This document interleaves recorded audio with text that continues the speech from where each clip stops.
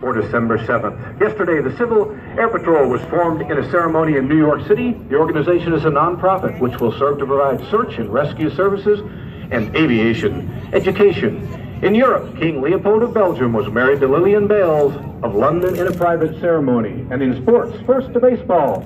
Mel Ott, nicknamed Master Melvin, was named player coach of the New York Baseball Giants. And in Cleveland, Lou Boudreau was named player manager of the Cleveland Indians at only 25 years of age. You remember Boudreau. He stopped Joe DiMaggio's 56-game hitting streak on a hard grounder in the ninth just last season. Oh, yeah. Turning to NFL football, there are 3 games in the States today. Brooklyn Dodgers at the New York Giants, Washington Redskins at the Philadelphia Eagles, the Chicago Bears at the Chicago Cardinals. If the Bears win, they will tie the Green Bay Packers for the Western Division title, which will result in the first ever divisional playoff game in NFL history. The winner will play the New York Football Giants in the NFL title game. And now, more serious note, some war news.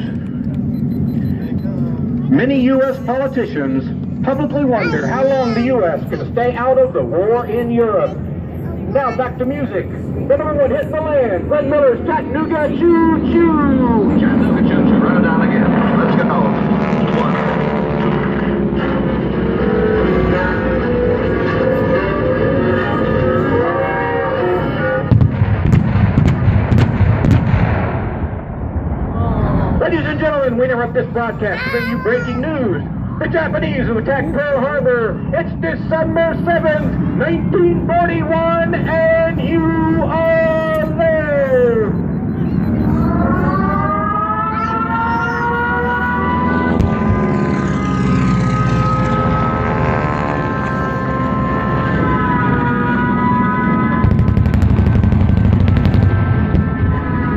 Try to imagine your confusion as the first bombs explode, the first sirens and alarms sound. Right here, right now. Listen to the sounds of battle. Hear the sirens. Feel the explosions hammer your chest. Just as they did. Smell the smoke that burns your nostrils. Just as they did that fateful Sunday morning. Look, listen, and remember, for we must never forget.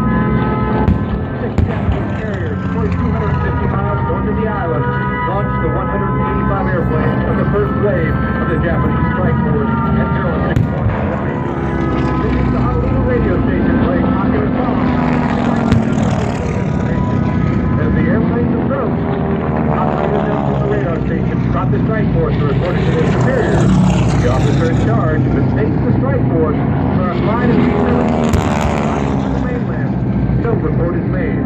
The destroyer USS Ward identifies and sinks a Japanese mini-sub trying to enter Pearl Harbor. The report attached to a naval command, but the report is ignored, awaiting verification. In Washington, military intelligence has broken the Japanese, but the report is not reach Pearl Harbor until after the attack. At 0753, the strike leader for the Japanese, Kida's radio did transmit those now famous words, Tora, Tora, Tora, signifying the Japanese complete surprise. The Japanese planes attacked relentlessly. Many servicemen believe the attack is some kind of crazy air raid drill. They think the airplanes are American. In fact, one planes are American. Drill the Air Force has never put on. When the rising sun becomes visible on the wings of the airplane, everyone knows this is no drill. Like clockwork. At 0755, bombers attack Wheeler and Hickam Air Force Base. 2 minutes later, torpedo planes, just like the ones you are seeing in front of you now, begin their attack on Battleship Row. Sleepy-eyed soldiers stumble outside, Japanese airplanes everywhere, circling the sky, waiting to attack. The ships lined up side by side like 6 ducks along Battleship Row in the middle of Pearl Harbor. They make great targets. In fact, the Japanese have designed torpedoes capable of striking the ships in the shallow harbor, a technological advancement the Americans are unaware of. To make matters worse, because of the threat of terror attacks, the American planes are parked wingtip to wingtip, making it easy for the Japanese to destroy them. Just 10 minutes into the battle, the The USS Arizona, which has already taken a torpedo, has a bomb strike next to its number 2 turret. That 1,700-pound projectile penetrates deep into the belly of the ship. First thing on deck, then 2. It lodges and it detonates the number 2 magazine, and seconds later, the Arizona erupts like a volcano rising out of the harbor. Flames shooting over 500 feet into the air. Almost 1,200 men perished in that sent to a watery grave. Those brave young men still rest in the hold of that great ship at the Arizona Memorial. A testament to their courage, their sacrifice, their honor. At 08:35, the first wave ends. The damage is horrendous. In Washington, early afternoon in the States, an hour after the attack began, Secretary of State Cordell Hull, well aware of what his grandson in Hawaii erupts when given a letter from the Japanese. This day also has numerous stories of irony and heroism. The Nevada, on the south end of Fort Island, opened fire at 08:02. And although her captain officers are not on board, Lieutenant Commander J.F. Thomas ignores his wounds and gets the ship underway, even with a huge hole in her port bow. He is able to beat the ship. Not drop the gem. Also on the event is 21-year-old Joseph Tossick Jr., officer of the deck, mans an anti-aircraft battery, and continues to direct fire at enemy aircraft even after a bullet passes through his thigh. He refuses to leave his comrades, refuses to leave the battle. There are also stories of irony and humor. The commander of Naval Forces on Hawaii, Admiral Husband Kimmel, is standing in front of a window, observing destruction, when a bullet breaks through the window and slices his chest. He is unhurt, but the admiral thinks, considering the circumstances, it would have been more merciful if I had been killed. Yeoman First Class Leonard Webb rushes to get his wife and child to the car. This is his story. When we're almost to the car, my wife says, the baby doesn't have any diapers. Get some. The end of the world and my wife has to be changing diapers? As word of the extent of the devastation reaches Washington, the country is stunned. Later that day, President Franklin Roosevelt addresses a shocked nation. December 6, 1941. A date which will live in infamy. The United States of America was suddenly and deliberately attacked by naval and air forces of the Empire of Japan. The attack yesterday has caused severe damage to American naval and military forces. I regret to tell you that very many American lives have been lost.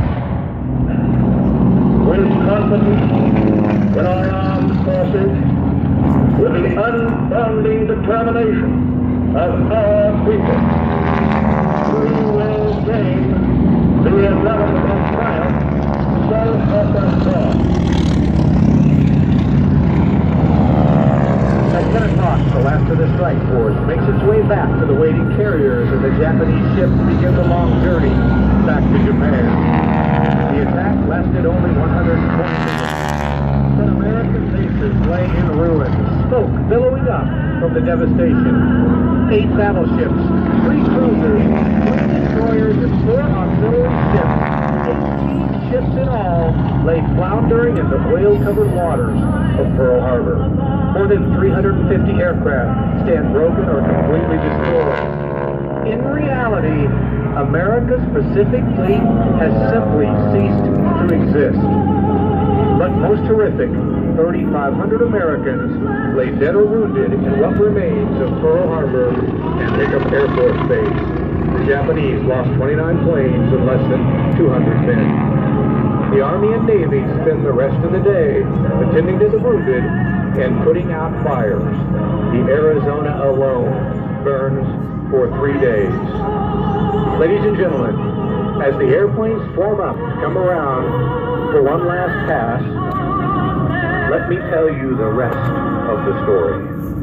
Yes, President Roosevelt issued a call to arms, and America listened. No one expected the surprise attack that fateful day, America was not ready for war, but America responded. America pulled together, and America, your country, was victorious.